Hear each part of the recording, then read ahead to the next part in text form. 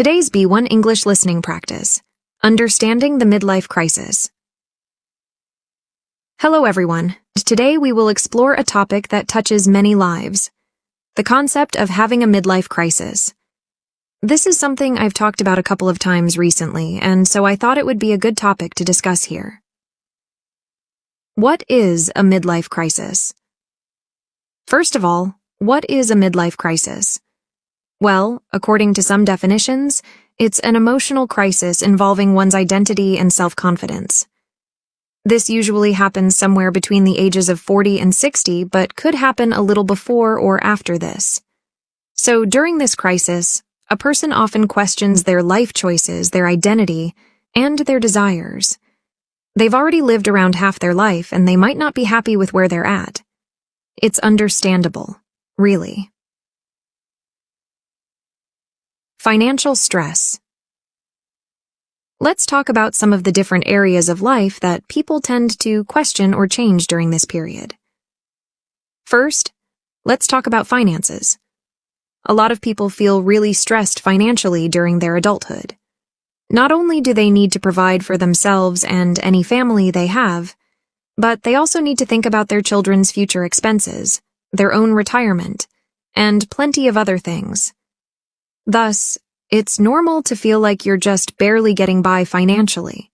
And when you're feeling this way in your 40s or 50s, it's especially stressful. People often expect to be thriving financially during these years, so it's a big blow to them when this doesn't happen. But it's normal to have a lot of expenses during this time. I think many of us are going to deal with this. Changing family dynamics. Something else that contributes to midlife crises is changing family dynamics. In the US, it's common for kids to move out of their parents' house at a relatively young age. This means that a lot of people in their 40s and 50s become empty nesters, as we call them. This just means that they have adult children who have already moved out. This can be a difficult transition for parents, seeing as they've spent so much of their focus and energy on raising their children. Once they move out, their parents can feel a little bit empty and experience negative emotions.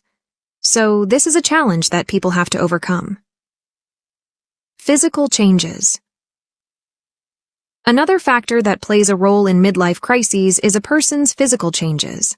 When people start to feel their body changing with age, it can be hard to deal with.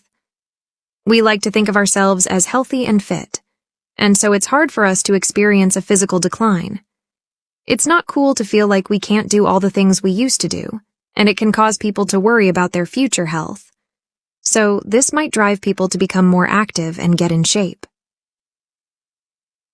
Sense of accomplishment. One other factor involved in midlife crises is people's sense of accomplishment.